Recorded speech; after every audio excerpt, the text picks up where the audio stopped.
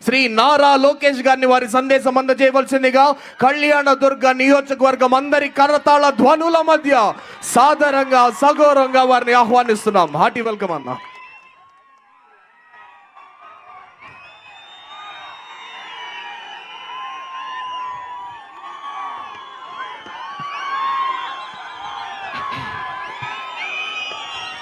అందరు 2 నిమిషాలు ఓపిక పట్టాలి, గొంతు పోయింది.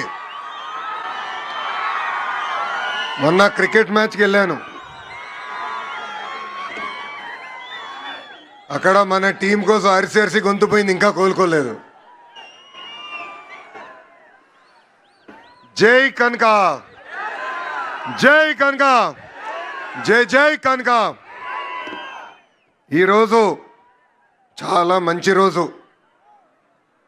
మహాభక్తుడు కనకదాస్ గారి జయంతి. అంతేకాదు కనకదాస్ గారి జయంతిని ఏకంగా ప్రభుత్వ పండగగా ఈరోజు నుంచి మనం నిర్వహించుకుంటాం జరుగుతుంది. ఈరోజు పెద్ద ఎత్తున కనకదాస్ గారి విగ్రహం కూడా మన ఆవిష్కరణ చేసుకుంటాం కూడా నాకు చాలా చాలా ఆనందంగా ఉంది. ఇది కేవలం ఒక కార్యక్రమం కాదు, 3 కార్యక్రమాలు ఈరోజు మనం నిర్వహించుకుంటాం జరుగుతుంది. కనకదాస్ గారు ఆయన రాసిన గొప్ప పాటలతో ఏకంగా కృష్ణుని కూడా తన వైపుని తిప్పుకున్నారు. ప్రజల్లో ఏకంగా దైవభక్తిని పెంచారు మన కనకదాసు గారు. ప్రజల్లో చైతన్యం తీసుకొచ్చారు. ఏకంగా ఆయన జీవితాన్నే ప్రజల కోసం అంకితం చేస్తాం జరిగింది. చిన్న వయసులో అద్భుతంగా చదివి సైన్యంలో చేరి ఏకంగా యుద్ధాల్లో కూడా ఆయన పాల్గొనటం జరిగింది. దాని తర్వాత భక్తికి ప్రజలకి ఆయన అహర్నిశలు సేవ చేస్తాం జరిగింది. ఒకరోజు కనకదాసు గారి గురువు నీకు మోక్షం పొందాలా లేదా అని అడిగినప్పుడు ఆయన ఒక్క మాటే చెప్పారు, ఏ రోజైతే మనకి అహంకారం తగ్గుతుందో ఆ రోజే మనకి మోక్షం దొరుకుతుందని చెప్పిన గొప్ప వ్యక్తి కనకదాసు గారు. కనకదాస్ గారి జీవితం మనందరికి ఒక స్ఫూర్తి. ఆయన చూపించిన మార్గం సమాజానికి ఒక ఆదర్శంగా నిలబడుతుంది. ఉమ్మడి అనంతపూర్ జిల్లాకి మా కుటుంబం చాలా రుణపడి ఉంటుంది. విశ్వవిఖ్యాత నట సార్వభౌమ స్వర్గశ్రీ నందమూరి తారక రామారావు గారిని 3 సార్లు గెలిపించి శాసనసభకు పంపించింది అనంతపురం జిల్లా. నా మామ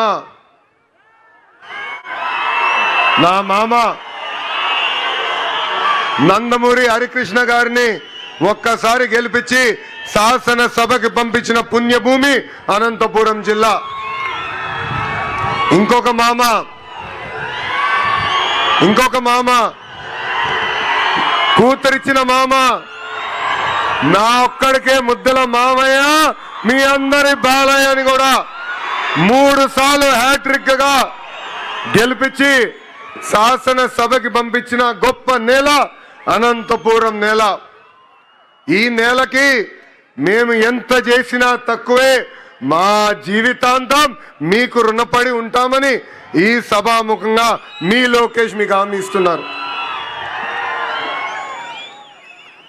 అనంతపురం అంటేనే తెలుగుదేశం పార్టీ, తెలుగుదేశం పార్టీ అంటేనే అనంతపురం.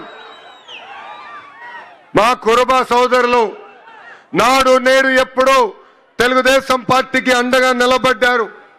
అన్న ఎన్టీఆర్ దగ్గర నుంచి బాబు గారి వరకు కురుబ సోదరులంటే గుండెల్లో పెట్టుకుని కాపాడుకుంటారు. అందుకే మీరు చూస్తే కురుబ సోదరులకి కార్పొరేషన్ ఏర్పాటు చేశాం. 300 కోట్ల రూపాయలు మనం నిధులు కేటాయించి అనేక పనులు చేశాం. గతంలో కురుబ సోదరుల కోసం పెద్ద ఎత్తున భవనాలు కూడా మన ప్రభుత్వం కడతాం జరిగింది. ఇంతేకాదు రాజకీయంగా ఆర్థికంగా మా కురుబ సోదరులకి స్వాతంత్రం వచ్చిందంటే దానికి కారణం తెలుగుదేశం పార్టీ.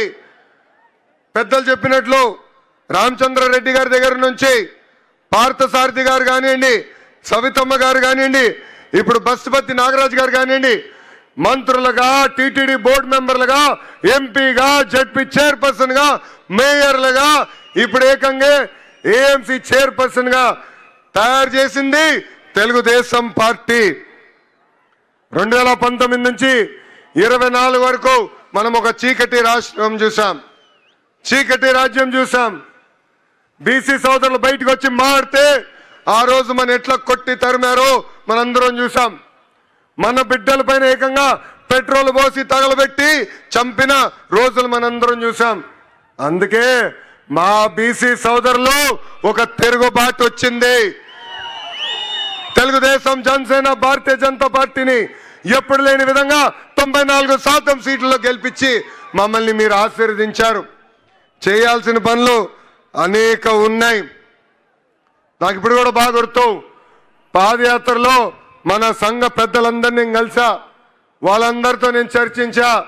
ఆనాడే వాళ్ళకు కోరారు కనకదాస్ గారి జయంతిని రాష్ట్ర పండుగగా శాశ్వతంగా నిర్వహిస్తే బాగుంటుందన్నారు. అది చేసి ఈ రోజు మీ ముందల మీ లోకేష్ నిలబడుతున్నాడు. అంతేకాదు బేరప్ప గారి పేరుతో గుడులు కూడా ఏర్పాటు చేయాలని పెద్దలందరూ కోరారు. నేను టీటీడీతో కూడా మాట్లాడాను. తప్పనిసరిగా గుడులని అవసరం మేరకు కట్టిస్తామని ఈ సభాముఖంగా హామీ ఇస్తున్నాం. పూజారులకి గౌరవ వేతనం కూడా ఇవ్వాలని పెద్దలందరూ నన్ను అడుగుతాం కూడా జరిగింది. ఆ ఫైల్ కూడా సర్క్యులేషన్ ఉంది.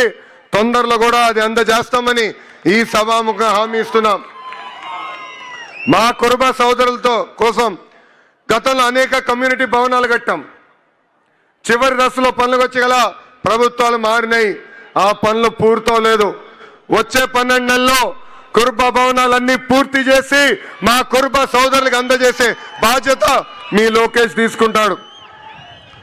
ఆదరణ పథకం కింద పనిముట్లు అందజేయాలని గౌరవ ముఖ్యమంత్రి గారు ఇప్పుడే గౌరవ మంత్రి సవితమ్మ గారితో కూడా చర్చిస్తాం జరిగింది. ఆ కార్యక్రమం కూడా ముందలు తీసుకెళ్తాం. కురుబ సోదరులకి ఇన్సూరెన్స్ కార్యక్రమం కూడా చేస్తే బాగుంటుందని పెద్దలు గతంలో కోరారు. అదేవిధంగా గొర్రెలకి మేత కానివ్వండి, మందులు కానివ్వండి, షెడ్లు కూడా ఏర్పాటు చేస్తే బాగుంటుందని కోరారు. నాకు అన్న సమానమైన నా పవనన్న కూడా పంచాయతీరాజ్ గ్రామీణాభివృద్ధి శాఖ మంత్రిగా ఉన్నారు. ఏకంగా ఆవుల కోసం ప్రత్యేకంగా షెడ్లు కూడా ఆయన ఏర్పాటు చేస్తున్నారు. తప్పనిసరిగా మా కురుబ సోదరులకు అవసరమైన మేరకు షెడ్లు కూడా ఏర్పాటు చేసే విధంగా మా అన్నతో నేను మాట్లాడి చేస్తానని ఈ సభాముఖం మీ అందరికి నేను హామీ ఇస్తున్నా. ఇప్పుడే పెద్దలు సురేందర్ బాబు గారు మాట్లాడుతూ నన్ను ఒక విషయం అడిగారు. భైరవ తిప్ప ప్రాజెక్ట్ పూర్తి చేస్తే బాగుంటుందని కోరారు. భైరవ తిప్ప ప్రాజెక్ట్ శంకుస్థాపన చేసింది తెలుగుదేశం పార్టీ, పూర్తి చేసేది కూడా ఒక తెలుగుదేశం పార్టీనే. కరువు ప్రాంతం లాంటి అనంతపూర్ జిల్లాలోనే కార్లు పండించే విధంగా అనేక పరిశ్రమలు మేము తీసుకొచ్చాం. సాగునీటి ప్రాజెక్టులు పూర్తి చేస్తాం. మన జిల్లాలో నిరుద్యోగ యువకులకి పెద్ద ఎత్తున ఉద్యోగాలు కల్పించే లక్ష్యంతో ఈ రోజు పరిశ్రమలు మేము తీసుకొస్తున్నాం. తప్పనిసరిగా ఈ సాగునీటి ప్రాజెక్టు పూర్తి చేస్తాం. హార్టికల్చర్ పెద్ద ఎత్తున పూర్తి చేస్తాం. ఆంధ్ర రాష్ట్రంలో తలసరి ఆదాయంలో మన జిల్లా ఇప్పుడు 5వ స్థానంలో ఉంది. అందరం కష్టపడితే రాబోయే 3.5 సంవత్సరాల్లో 3వ స్థానాన్ని కూడా తీసుకెళ్లే బాధ్యత తెలుగుదేశం పార్టీ తీసుకుంటుందని ఈ సభాముఖం మీకు హామీ ఇస్తున్నాం. దశాబ్దాలుగా మన జిల్లాలో ఒక సంస్థ ఆర్డిటి సంస్థ మనకి అనేక సేవలు అందిస్తున్నారు. ఆసుపత్రులు కానివ్వండి, స్వయం ఉపాధి కానివ్వండి, పాఠశాలలు కానివ్వండి, పెద్ద ఎత్తున వాళ్ళు మనకి సేవ చేస్తున్నారు. కొన్ని కారణాల వల్ల వాళ్ళకి రావాల్సిన లైసెన్స్ కొంచెం ఆలస్యమైంది. కానీ నేను నా బాధ్యతగా తీసుకుని ఆ ఫైల్స్ అని నేను ఢిల్లీకి తీసుకెళ్లి అనేక సార్లు కేంద్ర ప్రభుత్వంతో మాట్లాడి ఈ రోజు శాంక్షన్ చేయించుకుని మేము వచ్చాం. ఆర్డిటిని కాపాడితే కాదు, ముందరికి ప్రోత్సహించే బాధ్యత మేము తీసుకుంటామని ఈ సభాముఖంగా అనంతపూర్ ప్రజలందరికీ నేను హామీ ఇస్తున్నా. ఇక్కడున్న బీసీ సోదరులందరూ కూడా ఒక విషయం ఆలోచించుకోవాలి. మనకి రాజకీయ స్వాతంత్రం వచ్చింది తెలుగుదేశం పార్టీ వాళ్ళని. అన్న ఎన్టీఆర్ దగ్గర నుంచి బాబు గారి వరకు మనకి అండగా నిలబడ్డారు. ఇప్పుడు మీ లోకేష్ మీ ముందర నిలబడుతున్నాడు. గతంలో నేను 3132 కిలోమీటర్లు పాదయాత్ర చేశా. ఉపకులాల వారిగా మిమ్మల్ని అందరినీ కలిసా. మీ సమస్యలు నేరుగా నేను తెలుసుకున్నా. ఆ సమస్యలన్నీ ఇప్పుడు నా గుండెల్లో ఉంది. పరిష్కరించే వరకు నేను నిద్రపోనని ఈ సభాముఖంగా మా బీసీ సోదరులందరికీ నేను హామీ ఇస్తున్నా. ఫైర్ బ్రాండ్ మంత్రి అమ్మ ఉంది. ఎవరు సవితమ్మ. ఎప్పుడు నాతో దెబ్బలాడుతుంది. చెప్తా ఉంటా బీపీ బిల్లలు తీసుకో తల్లి అని. చెప్పిన పని అయ్యే వరకు ఎవరిని వదిలిపెట్టదు. 6 నిమిషాలు మా వెనకాల పరిగెత్తి చేపిస్తుంది తల్లి. ఇప్పుడు తల్లి పైన కూడా బాధ్యత ఉంది. ఒక బీసీ సంక్షేమ శాఖ మార్చులుగా ఆనాడు మనం ప్రజలకు ఇచ్చిన హామీ ఒక పద్ధతి ప్రకారం నిలబెట్టుకోవాలి.